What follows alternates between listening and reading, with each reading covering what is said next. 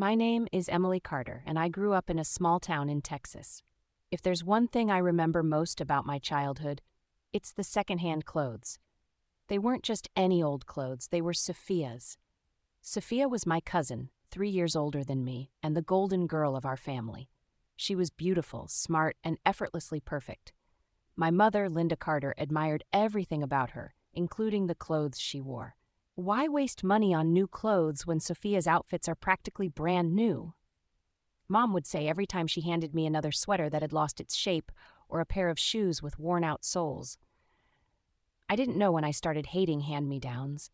Maybe it was the day I wore a pink floral dress to school, one that I had actually liked, until a classmate recognized it. "Hey, isn't that Sophia's dress?" Madison, one of the girls in my class, pointed out. I remember her wearing it to her birthday party a few years ago. Laughter erupted around me. My cheeks burned as I tugged at the hem of the dress, wishing I could disappear. That was the moment I realized clothes weren't just fabric. They were a statement. They told people who you were and where you stood. And in my case, they screamed second-hand, second place. From then on, I dreamed of having my own clothes, things that were mine, not something Sophia had already discarded. But in my house, that was just a fantasy. Nothing changed as I got older. My mother continued to collect Sophia's old things, winter coats, sneakers, backpacks, anything her cousin didn't want anymore. She happily took for me. Sophia wasn't a bad person. She wasn't mean, nor did she rub her privilege in my face. But it didn't matter. No one ever compared her to me, only the other way around. Sophia was the daughter of a successful family. Her parents owned a chain of high-end fashion boutiques, while my mom worked as a secretary in an office. One day, when I was about 13, I finally built up the courage to ask for something new. "Mom, can I buy a dress?" I asked hesitantly. Mom looked at me like I had just asked for $1 million. "Why would you waste money on a dress when you have a closet full of Sophia's clothes?" "Because I want something that's mine," I said, my voice shaking with frustration. "Why do I always have to wear her old stuff?" Mom sighed, clearly annoyed. "You should be grateful. Sophia's clothes are high quality. They're better than anything I can afford. If you don't appreciate that, then maybe you don't deserve anything new at all." And just like that, the conversation ended. I knew I couldn't argue with my mother. In her mind, she was doing me a favor, but to me, it felt like I was trapped, forever stuck in Sophia's shadow. I realized that if I kept arguing, nothing would change. My mom wouldn't suddenly understand my feelings. I had to find another way to make my point. The next morning, I made a decision. I opened my closet, skipped past all of Sophia's old clothes, and picked out one thing: my school uniform.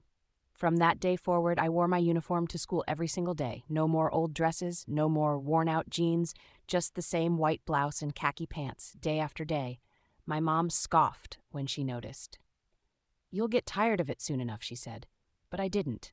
For months, I stuck to my uniform, even when people at school started noticing. Even when my classmates whispered about how weird it was, I didn't care. I wasn't doing this for them. For the first time in my life, I had taken control over something. It was a small victory, but it was mine.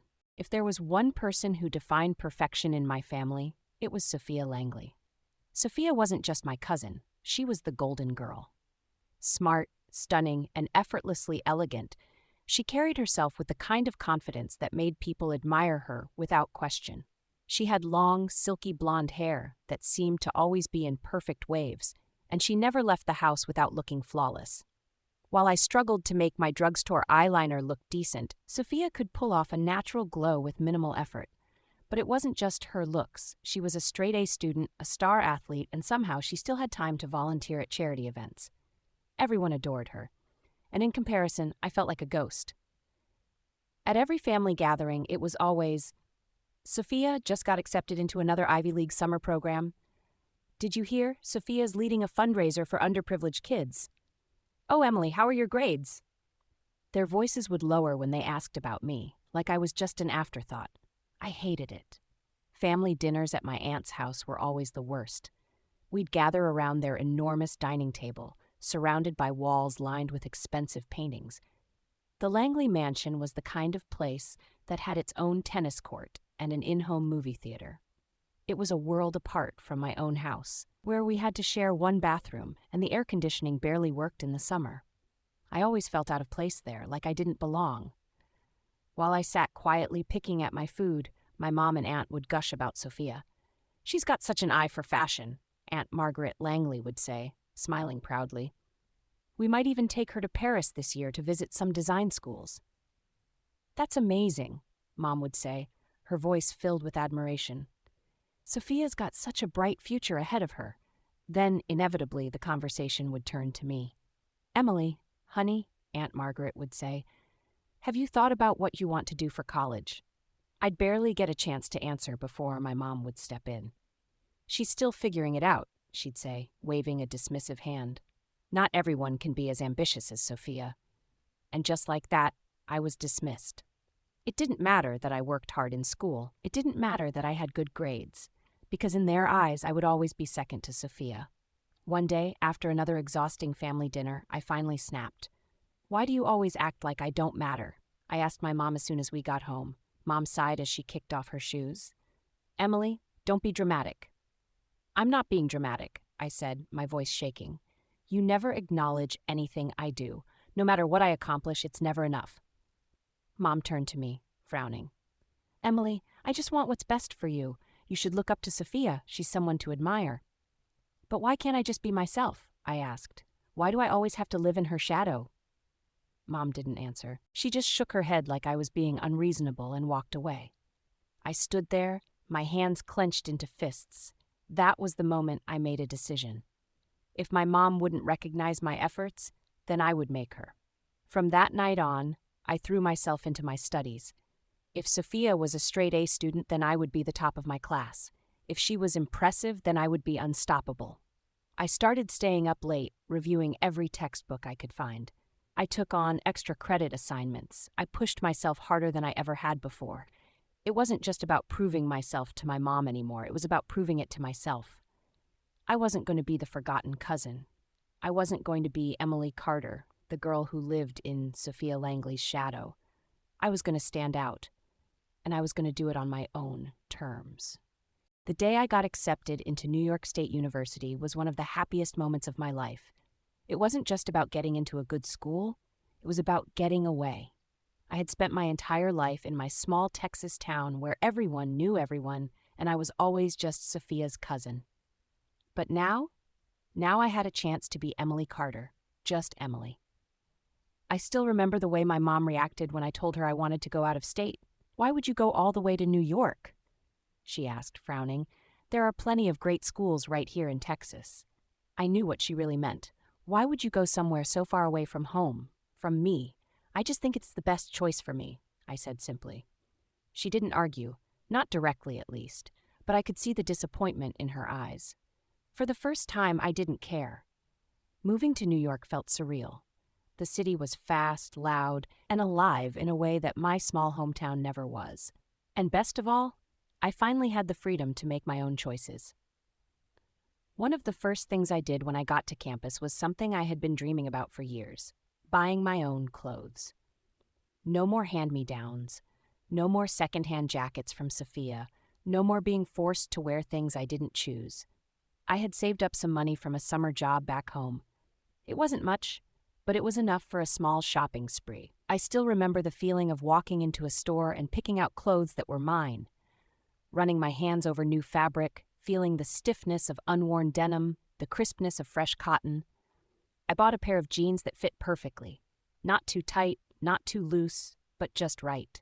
A soft sweater in a shade of blue that made my skin glow. A pair of sneakers that hadn't been broken in by someone else's feet first.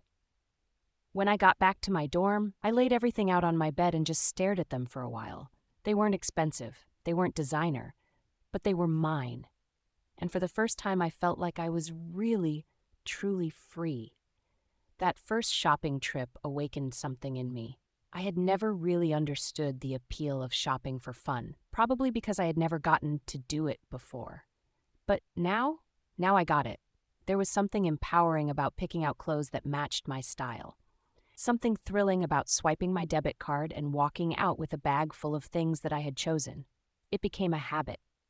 After class, I would wander into little boutiques near campus, running my fingers over silk blouses and leather handbags. I'd try on shoes I couldn't afford, just for the fun of it. It was exhilarating. But there was one problem. I didn't have the money to keep doing it. The savings from my summer job ran out fast. My part-time gig at the campus library barely covered food and textbooks, and yet, every time I passed a store window, I felt the itch, that urge to step inside and buy something. One night, while scrolling through my phone, I saw an ad that caught my eye. Fast cash, no credit check, student loans available instantly, no collateral needed. I clicked on it out of curiosity. The website was filled with bright colors and promises of zero interest for the first month. All I had to do was enter some basic information, my school name, my student ID, and I could have money in my account within hours. It seemed too easy, and that's what scared me. I thought about it, I really did. One little loan could mean a new winter coat before the freezing New York weather hit. A few $100s could mean not having to say no every time my friends invited me out for dinner. But I also knew the truth. Nothing in life is ever really free. I had seen stories of students drowning in debt from loans like these, the interest piling up until it was impossible to pay off. I closed the website.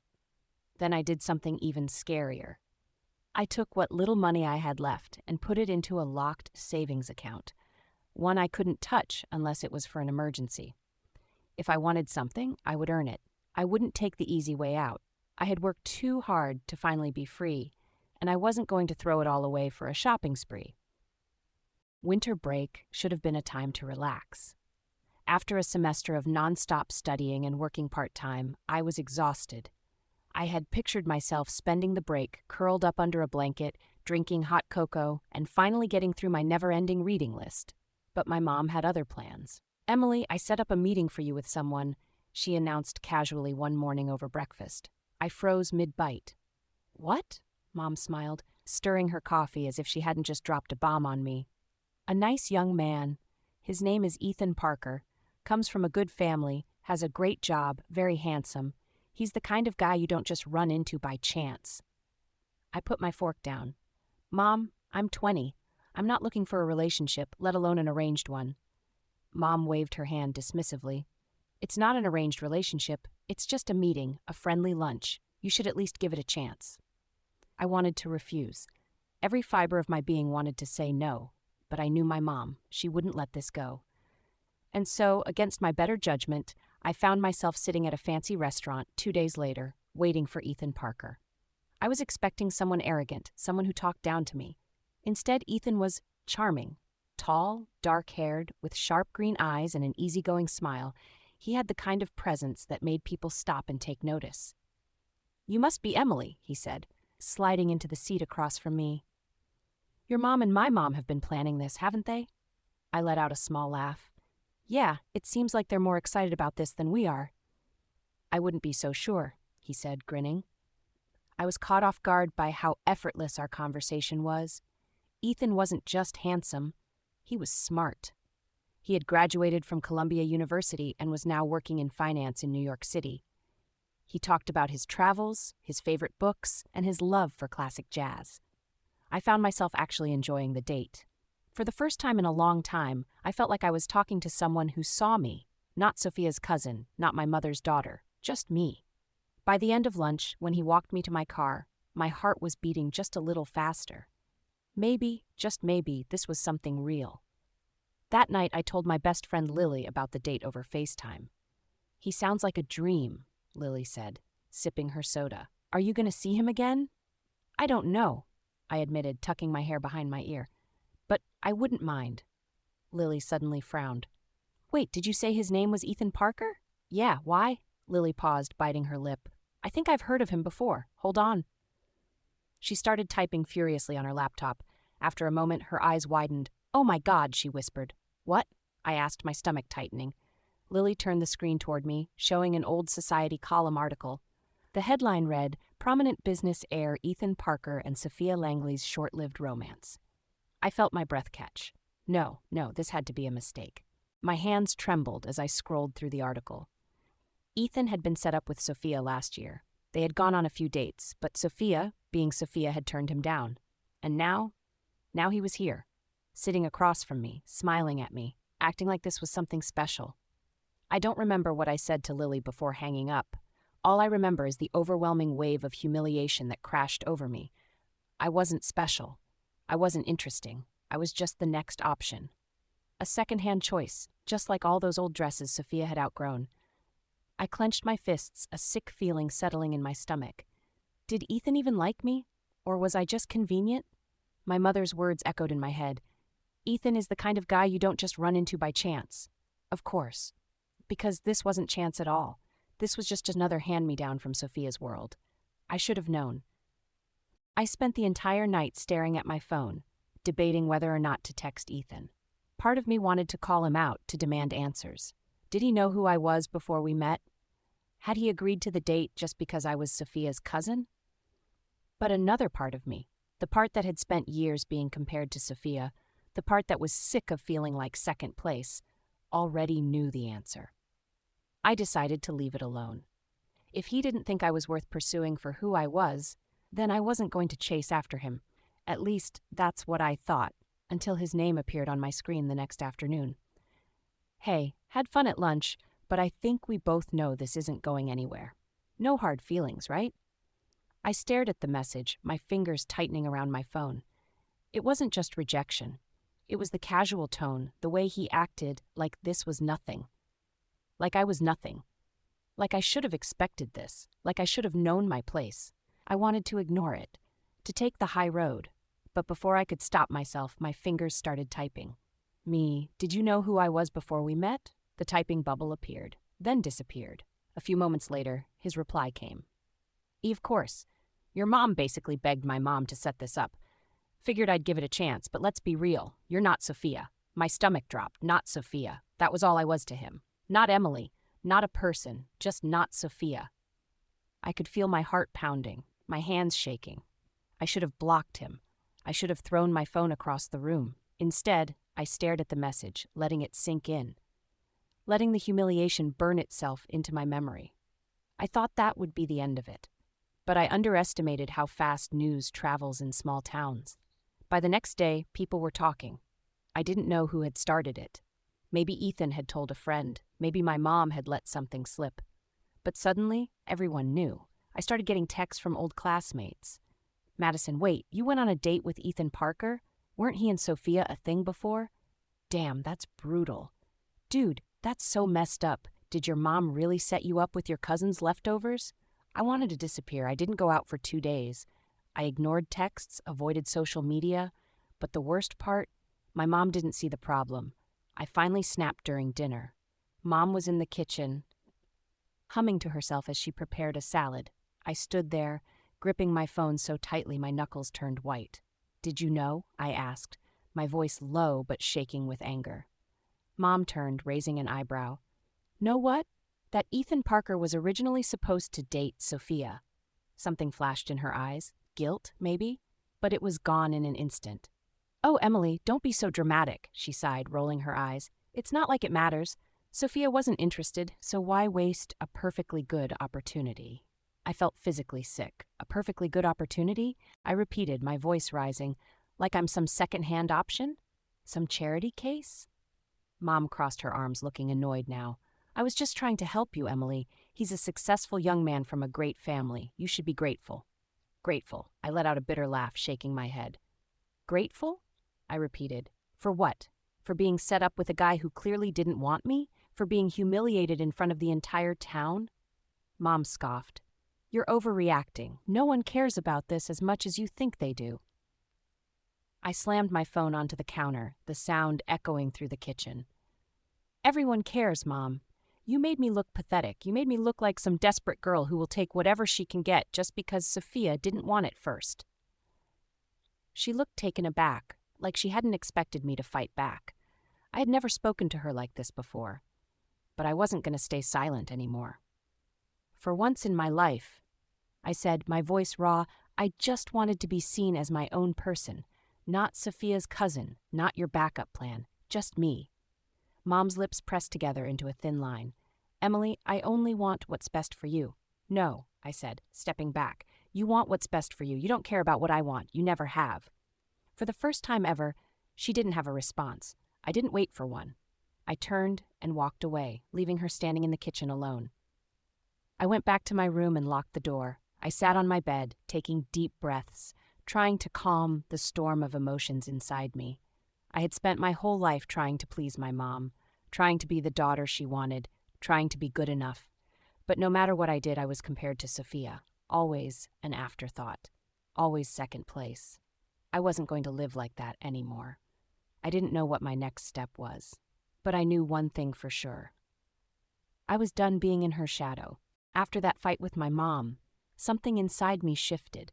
For the first time in my life, I stopped trying to prove myself to her. I stopped caring about whether she was proud of me, whether she saw me as an equal to Sophia, whether I would ever be good enough in her eyes. Instead, I focused on what I wanted. I threw myself into my studies, determined to finish the semester strong. I signed up for extra workshops, took on harder projects, and pushed myself to be better. Not for anyone else, but for me. At the same time, I picked up extra hours at my part-time job at a local bookstore. The pay wasn't great, but there was something satisfying about earning my own money, knowing that every dollar I made was mine. Slowly, the pain of the past few months started to fade. I wasn't just Sophia's cousin. I wasn't just my mother's daughter. I was Emily Carter, and for the first time, I was starting to figure out what that meant. Toward the end of the semester, one of my professors announced that a major corporate firm, Harrison & Co., was looking for summer interns. It was an incredible opportunity, working at a well-known company, gaining real-world experience, and building connections that could shape my future. I didn't hesitate.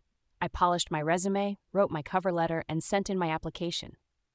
A few weeks later, I got the email. Congratulations. We are pleased to offer you a summer internship position at Harrison & Co. I couldn't believe it. For the first time, I felt like I was winning, like my hard work was actually paying off. I packed my bags and flew to Chicago, where the company's headquarters was located. This was it. This was it. A new beginning, a chance to truly step out of the past and into my future. On my first day at Harrison & Co., I was both nervous and excited. The office was sleek and modern, filled with ambitious young professionals in tailored suits. Everything felt bigger, grander than anything I had experienced before. I was checking in at the reception desk when I heard a voice behind me. Emily Carter? I turned around and froze. Standing there dressed in a crisp navy suit was Daniel Zhang. I blinked. Daniel? He let out a small laugh. Wow, it's been years. Daniel had been my childhood friend. Our families used to live in the same neighborhood when we were kids, and we had spent endless summers riding bikes, playing video games, and dreaming about the future. But after middle school, his family had moved to California, and we had lost touch. Now he was standing in front of me, all grown up. Gone was the lanky boy I remembered. In his place was a man who carried himself with quiet confidence, calm, mature, and composed. He was no longer just the goofy kid from my childhood. He had changed, and for some reason, that realization made my heart skip a beat. Over the next few weeks, Daniel and I kept running into each other, at the break room, in team meetings, at the coffee shop across the street. It felt effortless, like no time had passed at all. One evening, after a long day at work, we found ourselves sitting on a rooftop balcony, watching the city lights flicker in the distance. So, he said, taking a sip of his coffee, "What's your big plan, Emily Carter?" I laughed. Big plan? You know, he said, where do you see yourself in 5 years? 10? I hesitated. For so long, my life had been about escaping Sophia's shadow, about proving myself to my mother, to the world. But now I had the chance to think about what I truly wanted. I don't know, I admitted. I used to think success meant being the best, working harder than everyone else, proving people wrong. But now, I exhaled, now I think I just want to build something for myself, something real. Daniel nodded, his gaze thoughtful. I get that. I used to think success was about status, too, but lately I've been wondering if it's really about happiness instead. I turned to him. And? Are you happy? A small smile tugged at his lips. I think I'm getting there. I found myself smiling back. For the first time in a long time, I felt like I was exactly where I was supposed to be. Everything at Harrison & Co. was going smoothly. I was learning a lot, getting along with my team, and slowly but surely building my confidence in a professional setting. But then she arrived. Her name was Tiffany Moore, and she was the newest intern in our department. At first glance, Tiffany was the definition of sweet and harmless. She had big doe eyes, a soft voice, and a way of making herself seem helpless yet endearing. "Oh my God," she said on her first day, flashing a nervous smile. "I'm so scared. Everyone here is so smart." People immediately reassured her. "You'll be fine," they said. "Just ask if you need help." I didn't think much of her at first. She was friendly, bubbly, and seemingly eager to learn. But it didn't take long before I started noticing things. Little things. Things that didn't sit right with me. Tiffany had a habit of playing dumb at the right moments. During meetings, she would pretend not to understand something, pouting and tilting her head. "Daniel," she would say sweetly, turning to my childhood friend, "I'm so lost. Could you explain this to me again?" Daniel, being the helpful person he was, would go over it a second time. I, on the other hand, had asked him a question last week and had been told to figure it out on my own. Coincidence? Maybe. But then it started happening with our boss, Mr. Hayes. Tiffany would conveniently mess up her reports just enough that he would have to come over and personally guide her through the process. "I'm so sorry, Mr. Hayes," she would say, looking up at him with big, apologetic eyes. "I don't know why I keep getting this wrong." And just like that, a 45-year-old man who normally had no patience for mistakes suddenly became gentle and understanding. I wasn't the only one who noticed. "She's good," Lily, my best friend, said when I vented to her over the phone. "She's playing the helpless girl card perfectly." I sighed. I wouldn't care if she just wanted to flirt her way through the internship, but she's starting to mess with me. It started with small things, a missing file here, a conveniently forgotten message there. "Oops," Tiffany would say when I confronted her about not passing along an important email. I must have misunderstood. But things escalated quickly. One afternoon, during a big presentation, I pulled up my slides, only to realize that half my content was missing. I stared at the screen in horror. I had double-checked everything the night before. I knew my slides were complete. Mr. Hayes frowned. "Emily, where's the rest of your data?" My heart pounded. I don't know. It was there. I saw Tiffany using Emily's computer earlier," one of the interns whispered. I turned sharply to Tiffany. She blinked, all innocent and wide-eyed. "Oh no. Did I accidentally delete something? I was just trying to help organize your files." I wanted to scream. But what could I say? She had already framed it as an accident. If I accused her, I would look paranoid and unprofessional. So instead, I fixed my presentation on the spot, swallowing my frustration. But in that moment, I knew one thing for sure. Tiffany wasn't just messy. She was calculated. For weeks, I tried to ignore her. I focused on my work, refused to take her bait, and avoided unnecessary drama.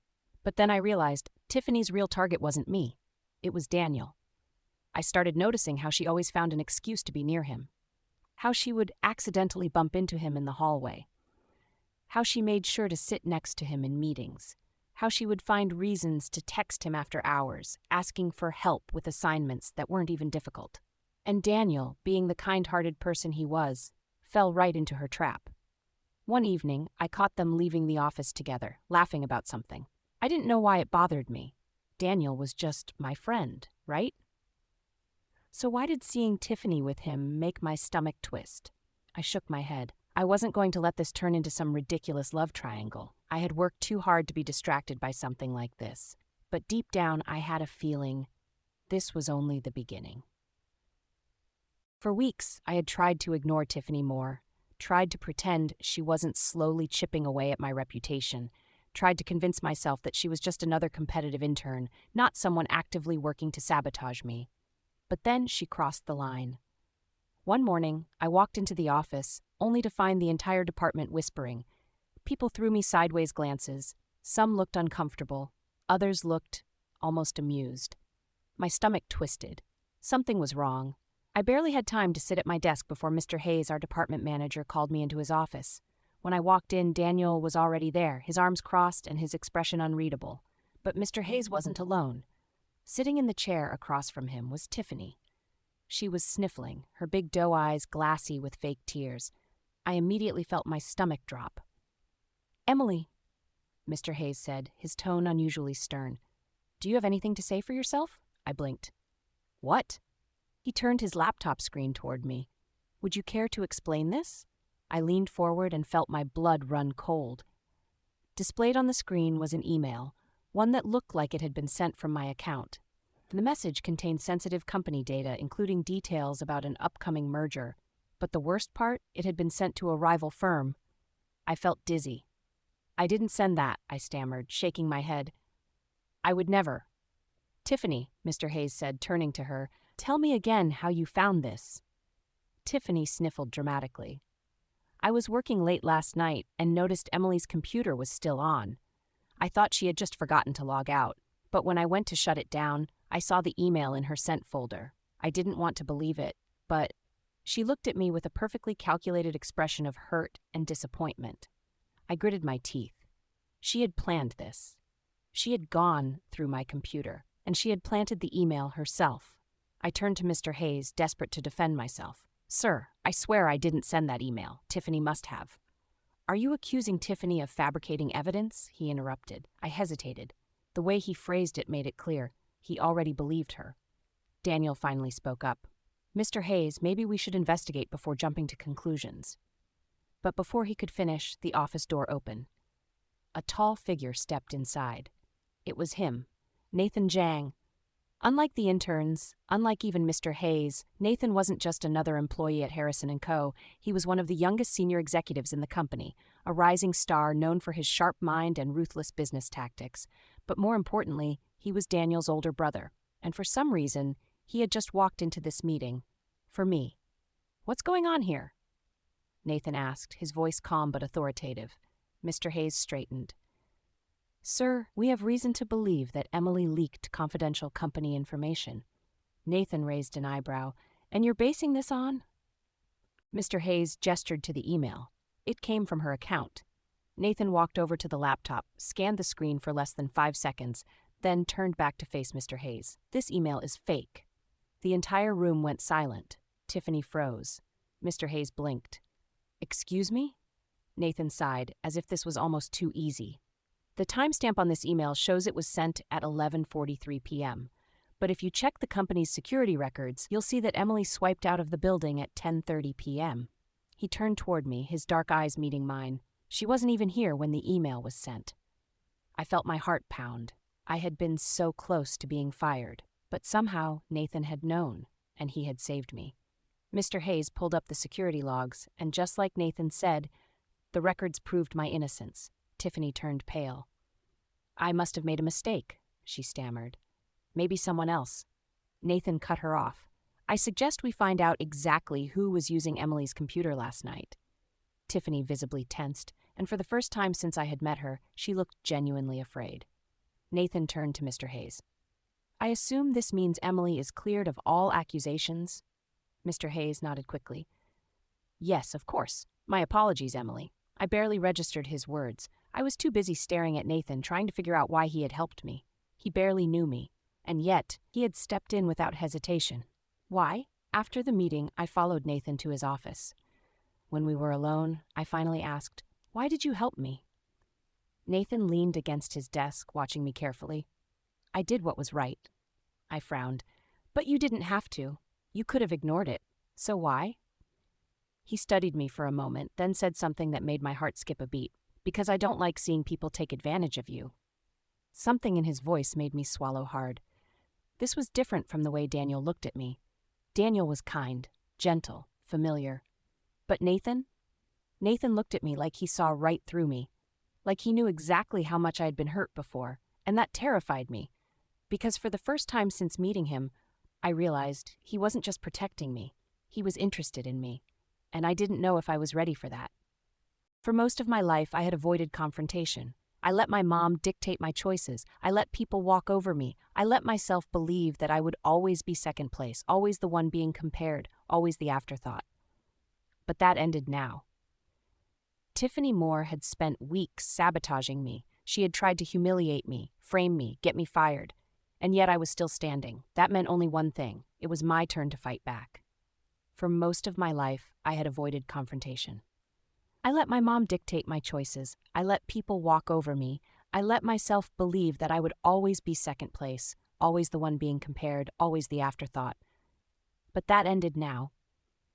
Tiffany Moore had spent weeks sabotaging me. She had tried to humiliate me, frame me, get me fired, and yet I was still standing.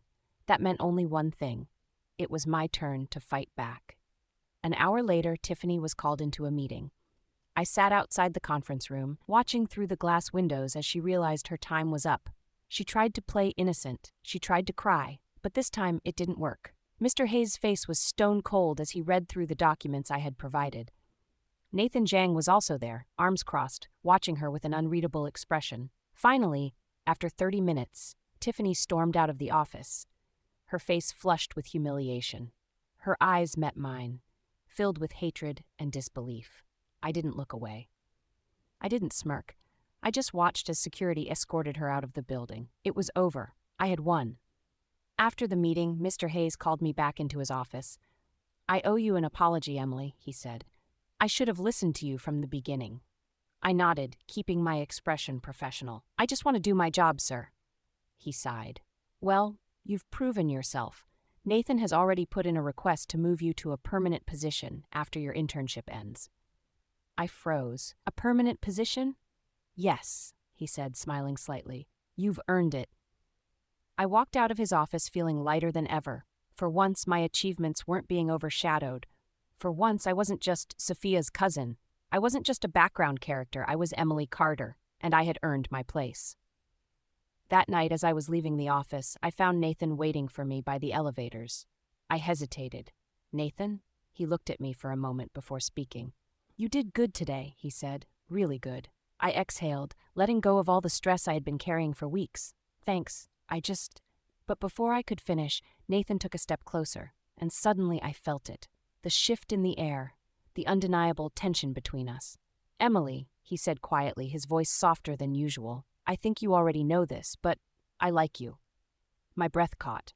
I had suspected it, felt it in the way he defended me, in the way he watched me, in the way he stood by my side when no one else did. But hearing him say it out loud, that was different.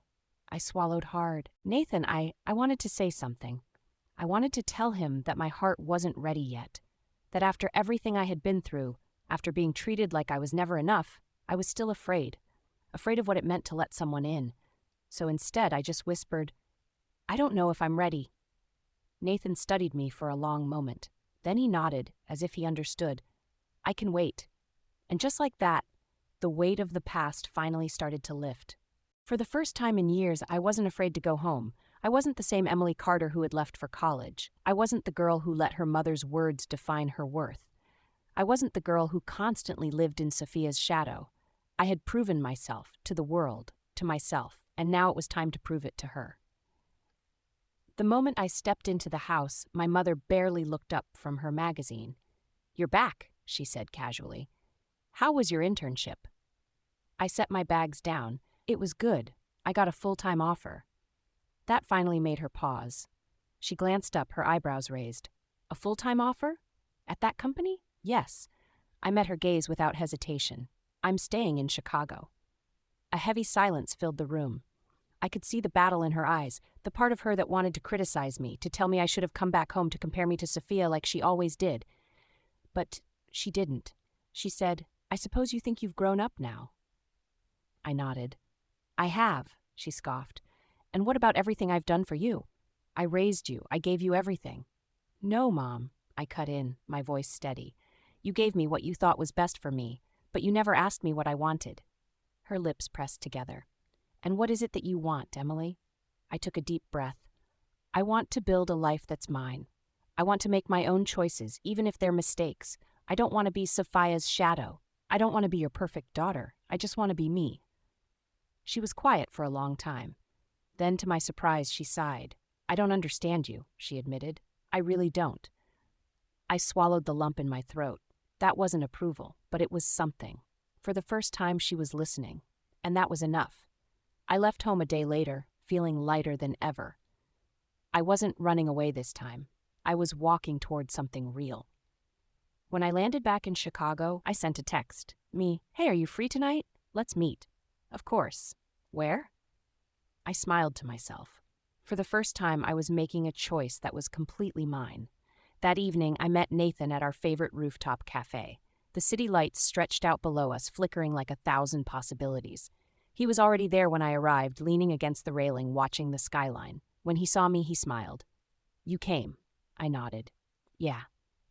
For a moment, we just stood there, the cool night air wrapping around us. Then I finally spoke. "Nathan, I was scared." He turned to me, waiting. "I've spent my whole life being told I wasn't good enough," I admitted, "that I wasn't as smart, as successful, as perfect as someone else, and for a long time I believed it." He stayed silent, letting me speak. "But I'm done believing that," I said firmly. "I know who I am now. I know what I want." Nathan's eyes softened. "And what do you want, Emily?" I took a deep breath. "I want to stop being afraid." I met his gaze, "and I want to give this a chance." For a second, he didn't say anything. Then he smiled, a slow, genuine smile that made my heart race. "Then let's take our time," he said. "No pressure, no expectations, just us." And for the first time in a long time, I wasn't scared anymore. I was finally free. If you enjoyed this video, don't forget to give it a like and subscribe so you don't miss any future content.